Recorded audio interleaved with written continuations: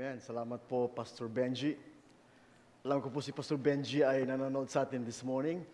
Salamat po sa inyo pong patuloy na partnership with the Good Neighbor Christian Fellowship. Salamat po sa mga awitin na tunay po nagbibigay sa amin ng inspiration.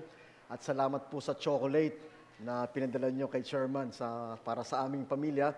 At my whole family is very grateful for your love and generosity.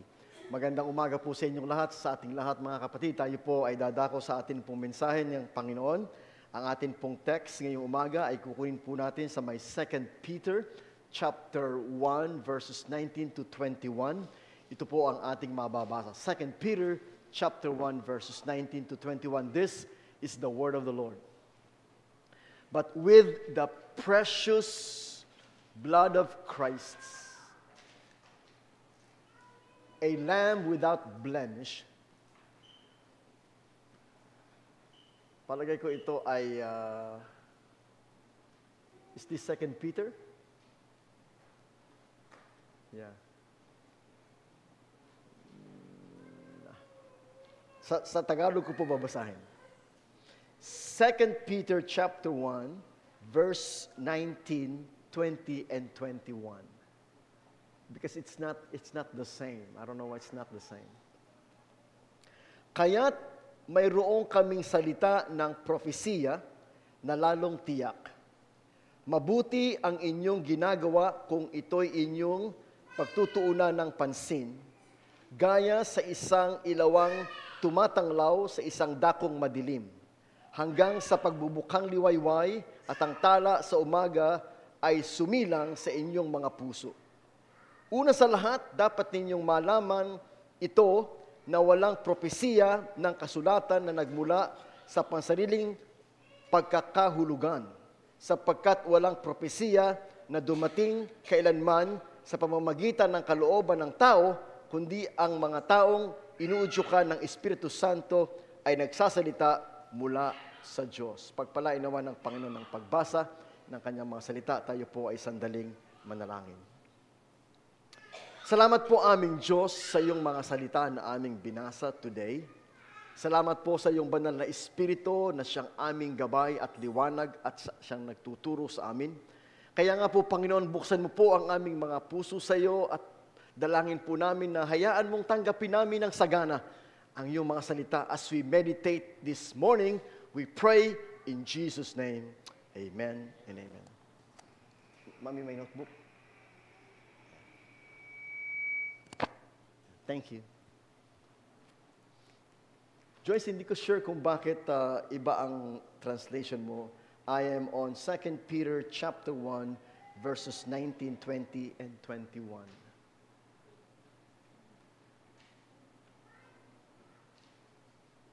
Yan, tama. Okay, very good. Ang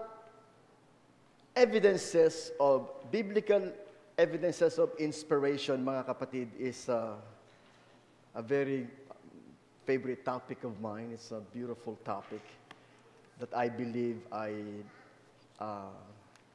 napakaganda na atin pong patuloy na pag-aralan, July and now August. Sapagkat mga kapatid, ang biblical evidences of inspiration is the foundation of our faith. Ito po yung pundasyon ng ating pananampalataya. Napakahalaga po na malaman natin that the Bible is the final authority. This Bible. Sabihin niyo po, final authority. Yan, this book, the final authority. Now, paano nga po bang ibinigay sa atin ng Panginoon ang salita ng Diyos? That's a good question. Through inspiration. Pero po may mga theological words akong gustong ibahagi sa inyo ngayong umaga that directly relates to the giving of the Word of God to us all. The first word, Joyce, kung nakita mo sa aking outline, is the word revelation. Yan ang una ko pong gustong ibahagi sa inyo na word, revelation. Revelation is the act of God by which He directly communicates or reveals truths not known before to the humankind. Paanong nalaman ni Moses kung paanong nilikha ng Diyos ang heaven and earth in Genesis 1:1? Diba? Genesis 1:1. In the beginning, God created the heavens and the earth. Tanong, paano nalaman ni Moses? What happened in the beginning? Nasaan si Moses when God created the heavens and the earth? Paano niyang nalaman na ang Panginoon ay nilikha niya ang buong sanlibutan sa loob ng 6 na araw at sa ika-7 araw, ang Panginoon ay nagpahinga? Paano niyang nalaman? Paano niyang nalaman na nilikha ng Panginoon si Adan mula sa alabok at paano niyang nalaman na kinuha ng Panginoon si Adan mula sa si Eva mula sa kanyang tadyang? Paano nalaman ni Moses? Sapagkat si Moses ang nagsulat ng Genesis, Exodus, Leviticus, Numbers, and Deuteronomy. The first 5 books of the Bible, sinulat ni Moses. The question is, paano niyang nalaman ang lahat ng ginawa ng Diyos from the very beginning? The answer is by revelation. Na ang Panginoon ang nagpakita, ang Panginoon ang nagsiwalat, ang Panginoon ang nag-reveal kung ano ang ginawa niya, ang Panginoon ang nag-reveal ng mga katotohanan. So this whole book, in fact, yung po ating huling libro, ang pangalan mismo ay The Book of Revelation. Ito naman po mga kapatid, yung lahat ng mga bagay na mangyayari sa hinaharap. Paanong nalaman ni John the Apostle yung mga bagay na mangyayari sa hinaharap? Kamukha po nung Antichrist, kamukha po nung 666, kamukha po ng rapture, kamukha po ng millennial kingdom, kamukha po ng great white throne judgment, kamukha po ng eternal heaven and earth. Paanong nalaman ni John? By means of revelation. Kaya po from the very beginning of Genesis, all the way to the book of Revelation, it is God directly communicating or revealing the truth not known before to the humankind. In fact, sabi po ni Paul, who can know the mind of God? Oh, that's the question. Sino sa atin ang makakaalam sa isipan ng Diyos? Sino sa atin ang makakaalam sa katotohanan ng Diyos? We cannot. Imagine niyo po yung langgam. Yung langgam. Paano pong malalaman ng langgam kung ano ang aking nasa isip? Paano malalaman ng langgam kung ano ang aking plano? Paano malalaman ng langgam kung ano ang aking buhay? There's no way. In the same way, imagine niyo, tayo po sa mata ng Diyos ay para lang langgam. And yet, sa kagandahang loob ng Diyos, sa biyaya ng Diyos, in-reveal niya ang kanyang sarili sa atin. And you know what? The greatest revelation of God is not what happened in the creation. The greatest revelation of God is not what will happen in the future in the book of Revelation. The greatest revelation of God is Jesus Christ. Why? Because Jesus Christ, mga kapatid, is the Son of God na kanyang ipinadala sa lupa upang iligtas tayong lahat. Yun po ang purpose ng Bible, mga kapatid. The Bible is not just to inform you of the truths of God. The Bible is not only to guide you, but the Bible is given by God that we may be saved. Sabihin niyo po, save. Yung po sinabi ni Jesus mismo. Sinasaliksik niyo ang mga kasulatan sapagkat dito iniisip niyo na kayo magkakaroon ng buhay na walang hanggan. Ang mga kasulatan ang nagpapatotoo sa akin. The scriptures testify of me. The greatest revelation in the Bible is that Jesus Christ, the Son of God, came to save sinners like you and me. Kapag po nabasa nyo ang buong Bible, pero hindi nyo nakilala si Kristo bilang Panginoon at tagapagligtas, you are totally lost. Nabasa nyo nga ang Bible, hindi naman kayo naligtas. Maliwanag po sinasabi ni Kristo, ano mapapakinabang ng tao, makamtan man niya ang buong sanlibutan, mapahamak naman ang kanyang kaluluwa. In fact, meron pong sinabi si Kristo dyan eh. Marami doon nagsasabi sa akin, Panginoon, Panginoon. Kami nangaral, kami naggawa ng mga himala. Pero sabi ni Kristo, hindi ko kayo nakikilala. Lumayo kayo, kayo mapagawa ng masama. So mga kapatid, ang number one point of the Bible is that you may know Jesus. In fact, yun po yung nandito sa may John. All of these were written that you may know that Jesus Christ, through Jesus Christ, you will be saved. So revelation, mga kapatid. Now, ito pong revelation na ito, hindi po pwedeng ito ay oral lamang. Mga kapatid, nung nangusap ang Panginoon kay Moses, oral. In fact, kaya minit ng Panginoon si Moses in the burning bush. At inuutusan niya si Moses. Sabi niya, who are you? What will I tell them that you send me? Who are you? You tell them, I am that I am sent you. So, God revealed Himself to Moses. And God told Moses to write it down. Lahat ng mga itinuturo ng Panginoon kay Moses, sabi niya, write it down.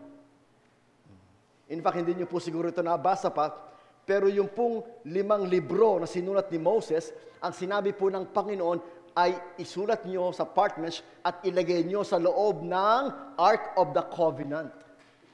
Yun, yung Ark of the Covenant, ito po yung binibitbit nila David. Ito po yung Ark of the Covenant na nilagay nila sa first temple. So imagine niyo gano'ng kalayo yung panahon ni Moses all the way sa panahon ni King David. Ang laman ng Ark of the Covenant ay hindi lamang po mana, hindi lamang po yung tinatawag na rod of Aaron, pati po yung scrolls na sinulat ni Moses. In other words, God not only revealed Himself, number 2, Joyce, but God also inspired. This is the word. So una, God revealed the truths. Then God said, write it down. Sinabi din niya po yan kay John, lahat ng nakita mo, write it down. Yung pong process ng pagsusulat, yun po yung process of inspiration. Literally means God-breathed. Mga kapatid, yung pong sumulat ng Bible, kamukha ni Moses, kamukha ni John, ay hindi lamang sila nagsulat ng kanilang iniisip o nagsulat ng kanilang mga words. No, the thoughts, the words are inspired by God, meaning God breathed. Hiningahan ng Diyos. Kaya po, ang salita ng Diyos ay buhay, sapagkat ang salita ng Diyos ay hinga ng Diyos. God breathed. Natandaan niyo po si Adan. Si Adan ay kinuha ng Panginoon sa alabok. Oh, ito pong nakaraan na tumawag yung anak ko, Daddy, bilang mo nga kami ng yung molding clay. Yung molding clay. Meron daw silang project. Yung pong molding clay, gagawa po kayo ng mga objects. Yung clay. Si Adan ay kinuha ng Diyos mula sa clay. At hinulma. Hinulma ng Diyos. Designed by God.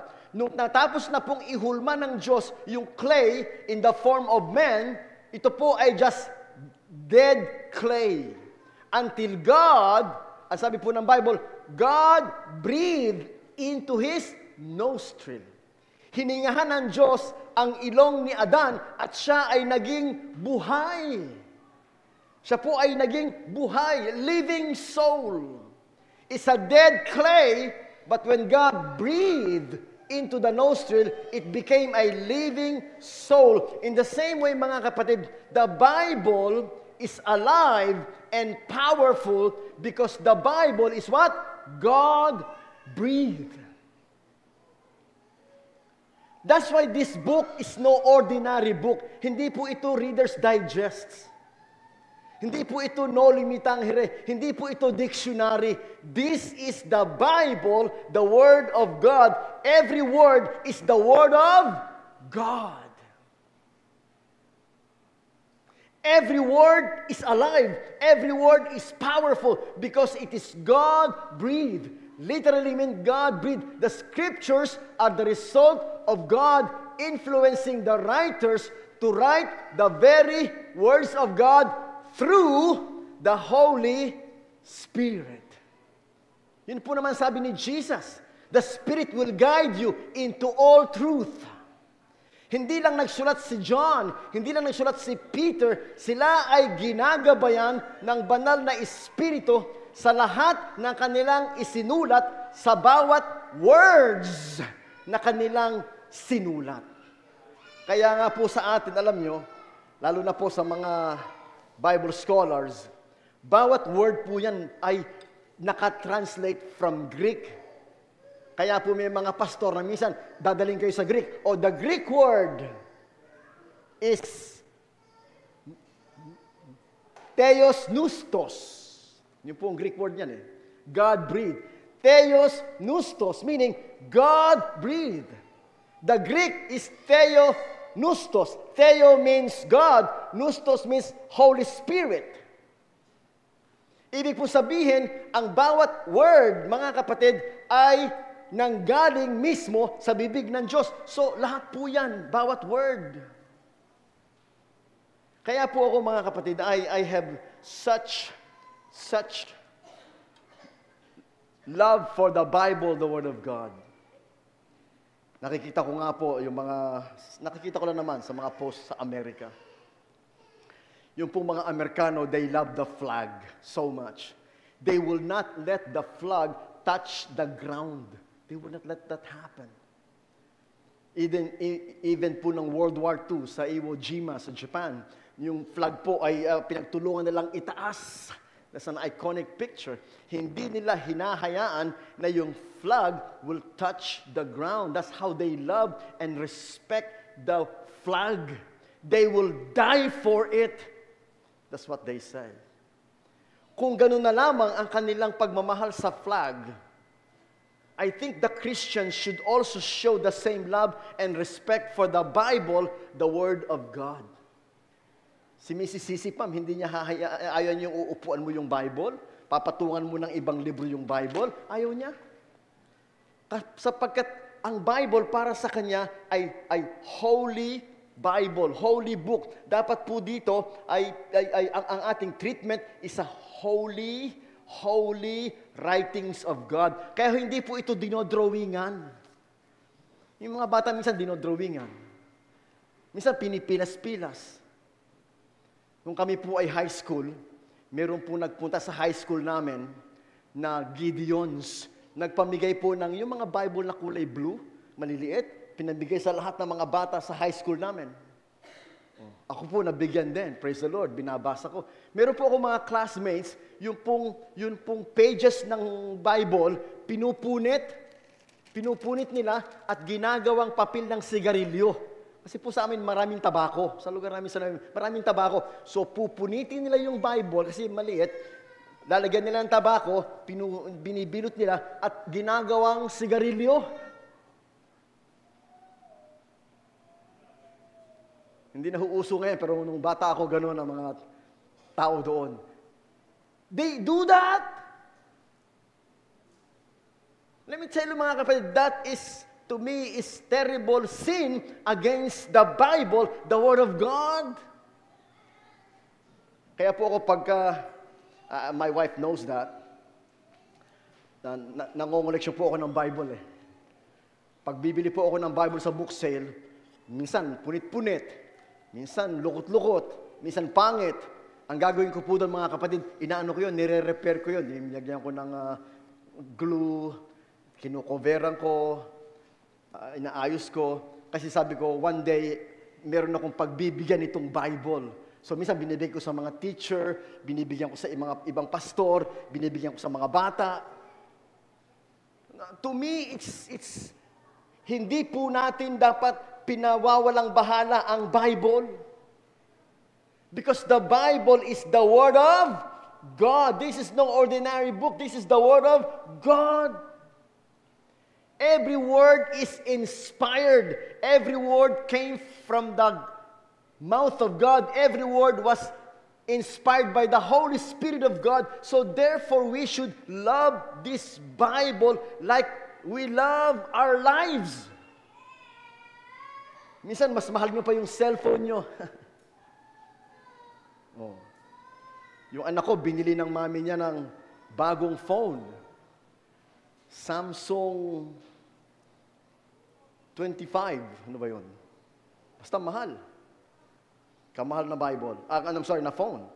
Eh, meron siyang cover. Ang tawag dyan. May bubbles. Sabi niya, Daddy, merong bubbles. Palitan natin yung cover, yung template, tempered glass. Tinignan ko, isang dot lang, isang dot. Isang dot lang, anak.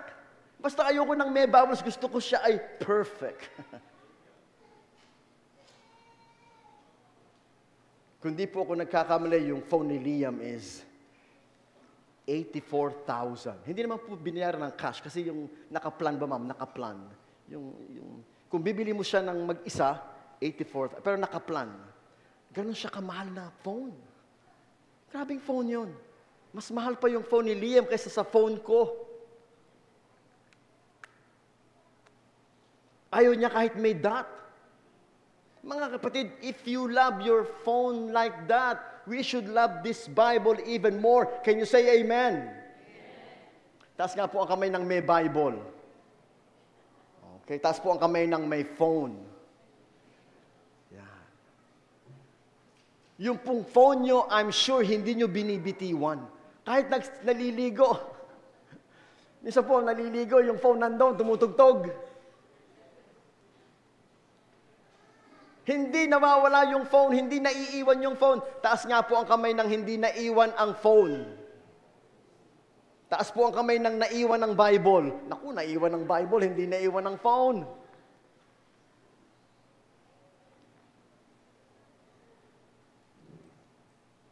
Ako po hindi nagyayabang sa inyo.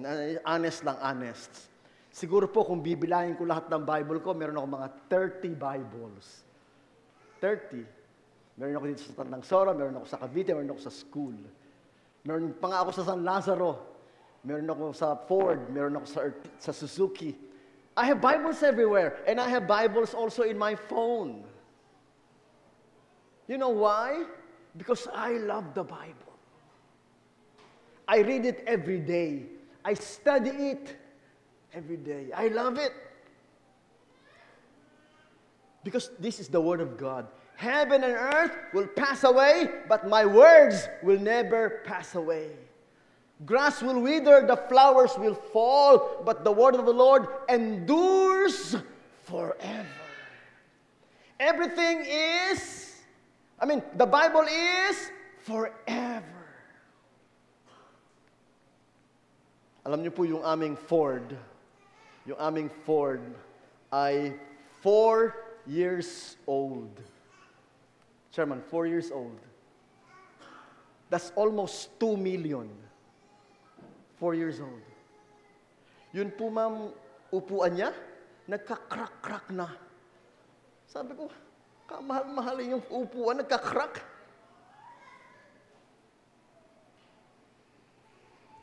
Tapos po yung, yung aircon niya, umiinit na.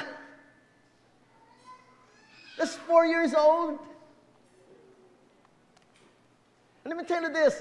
This Bible, you know how old is this Bible? This Bible is, yung Old Testament part, yung Old Testament part is 4,000 years old. Can you imagine?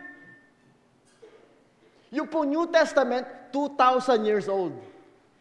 Yung pong New Testament, 2,000. Yung pong Old Testament, way back to Moses. More or less, 3,500 years to be exact. Ang edad nitong Bible. Ang Bible po ay isinulat ng mga 40 different authors. Hindi po nakita-kita yon. Nakita ba ni John si Moses? No. Nakita ba ni David si Joshua? No. Nakita ba ni Peter si Jeremiah? No. Nakita ba ni Luke si Zechariah? No. But let me tell you this. 66 books, 1,600 years. Mula nagsulat si Moses hanggang nagsulat si John, that's 1,600 years. In 3 languages. Lahat po ng Old Testament ay Hebrews and Aramaic. Yung lahat po ng New Testament ay Greek.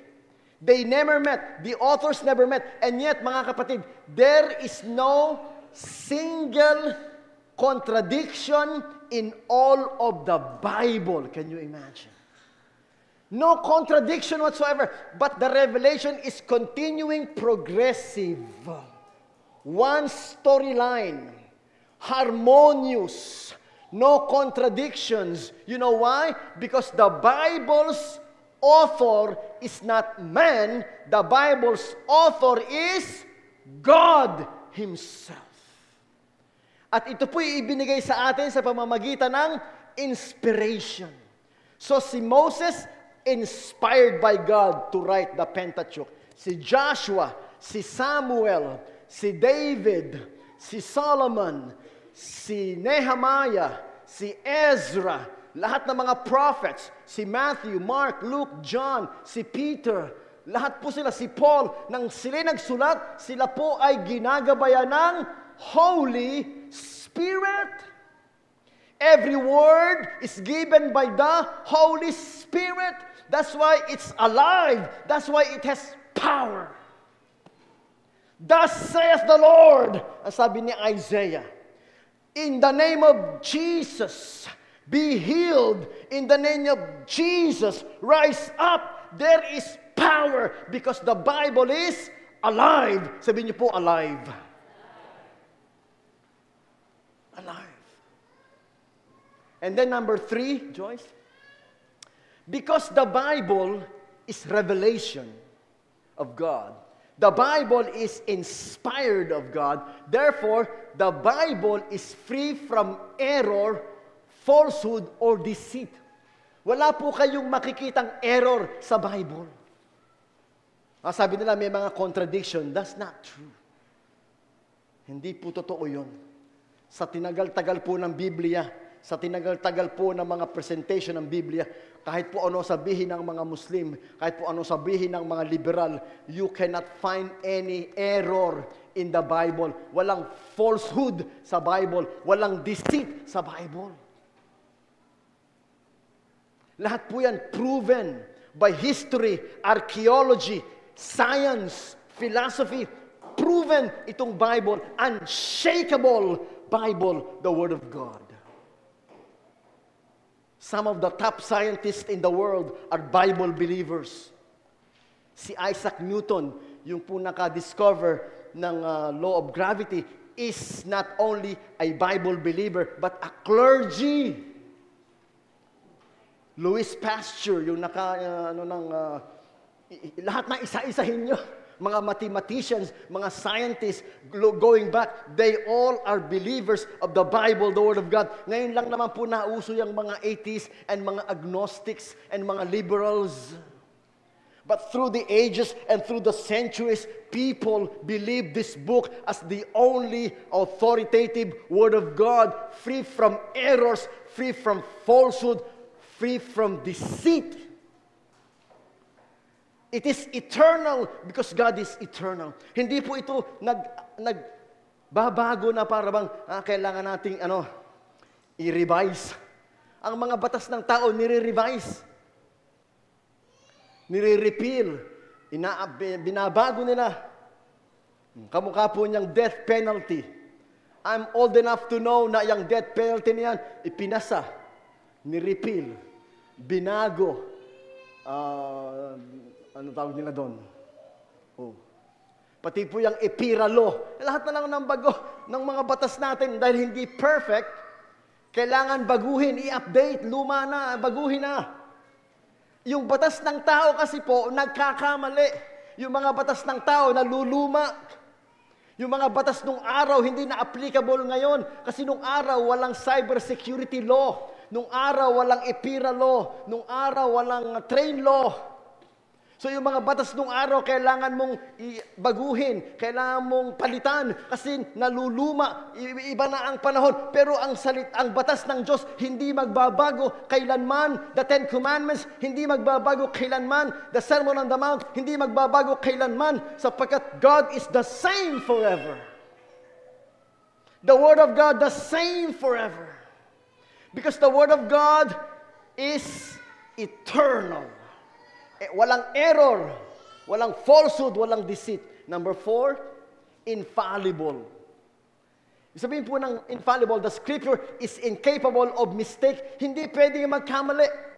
Ang sabi nga po ni Pablo, let God be true and all men a liar. In other words, kapag ang Biblia, kinokontra mo, hindi pwedeng magkamali ang Biblia, ikaw pwedeng magkamali, Biblia hindi. Sinabi ng Biblia, it is appointed for man to die once, and after that, to face judgment. Yun po sabi ng Bible. Pero ang sabi po ng mga Hindu, hindi. Pag namatay ka, mare-reincarnate ka. Reincarnation. Para kang si Dalai Lama. Si Dalai Lama daw po ay reincarnation. Yung mga avatar, nung pang mga araw ng mga avatar. In other words, you die, you live again in another form. So, kinokontra nila yung Bible. Saan mo? Hindi pwedeng magkamali ang Bible. Ngayon po, nauuso sa Amerika na ang Diyos daw po ay neuter. Meaning, hindi male, hindi female. Ang Diyos daw po hindi male, hindi female.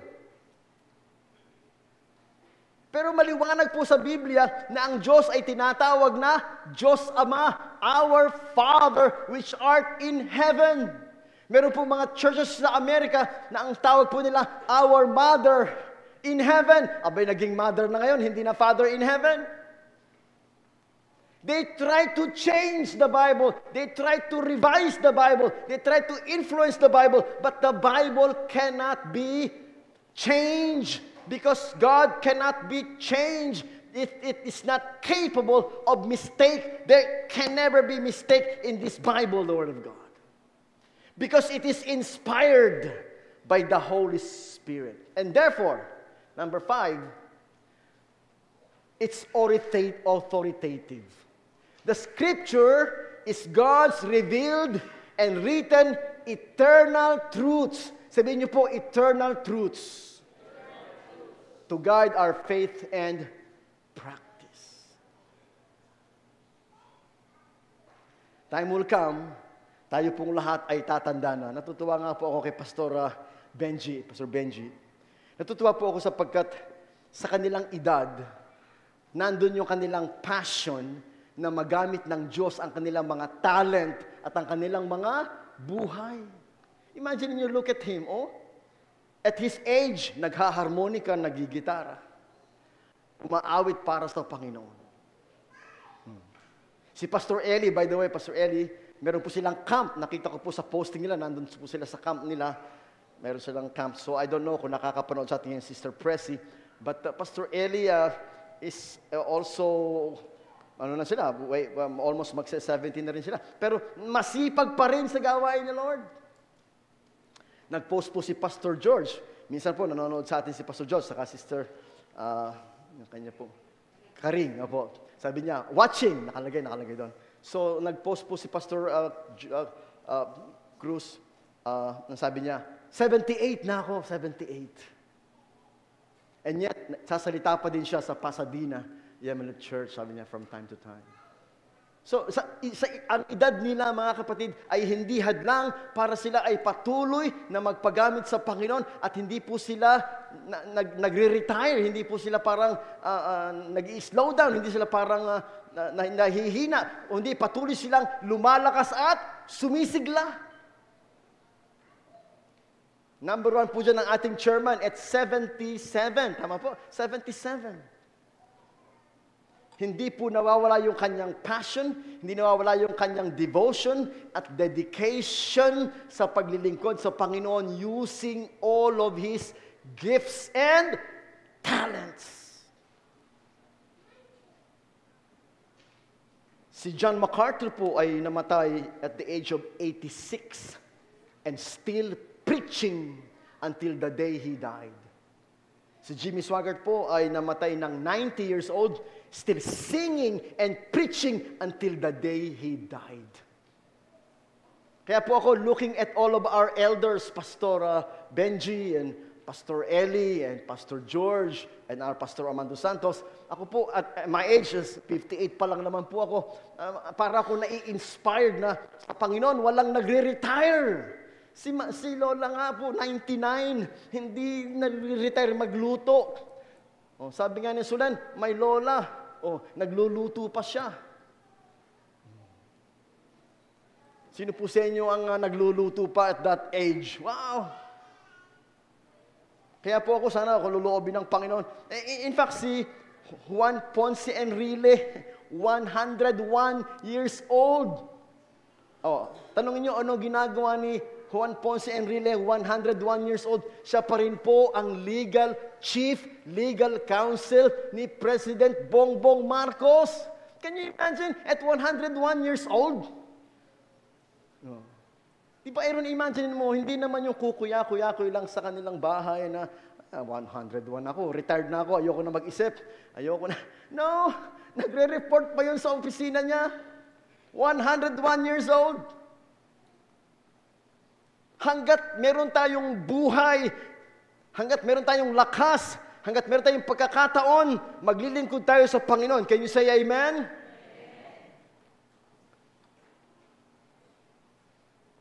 Kung tutusin, bata pa tayong lahat dito.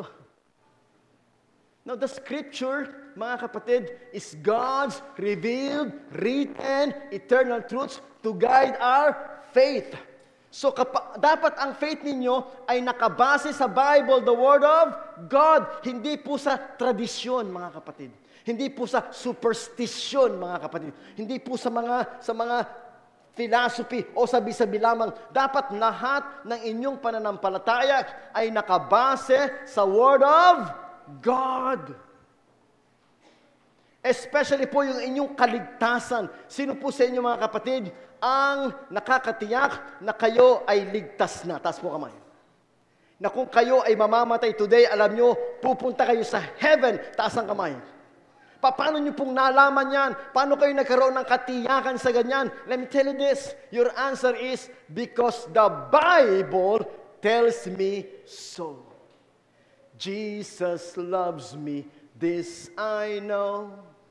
For the Bible tells me so. That's the answer. How did I know I'm saved? Because the Bible tells me so. How did I know I'm forgiven? Because the Bible tells me so. How did I know if I die I will go to heaven? Because the Bible tells me so. And the Bible will never be wrong.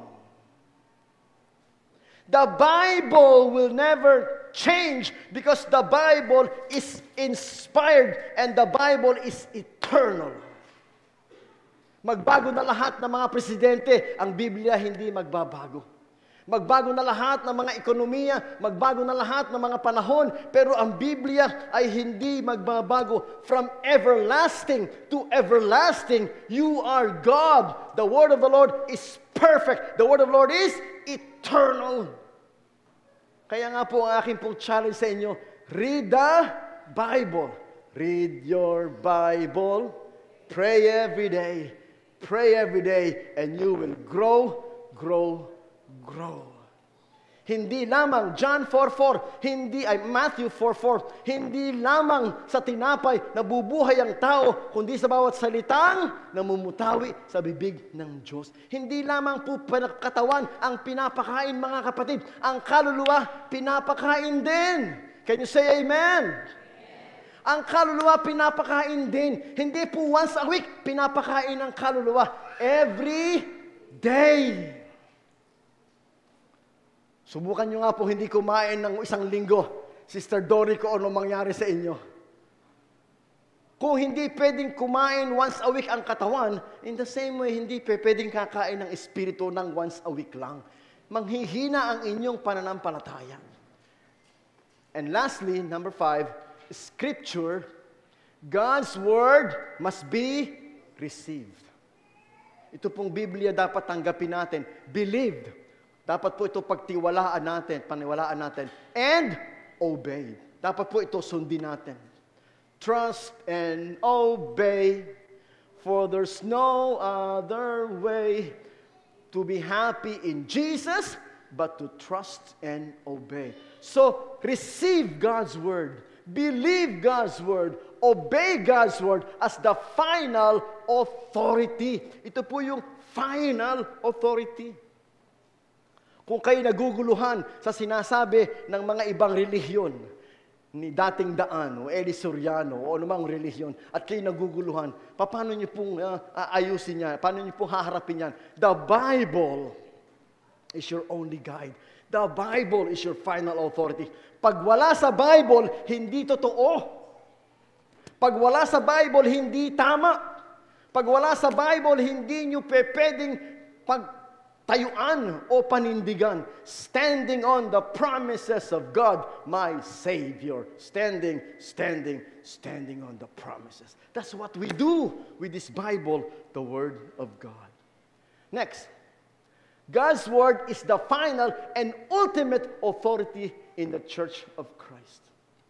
Kaya po mga kapatid, sa ating simbahan, wala po tayong bishop.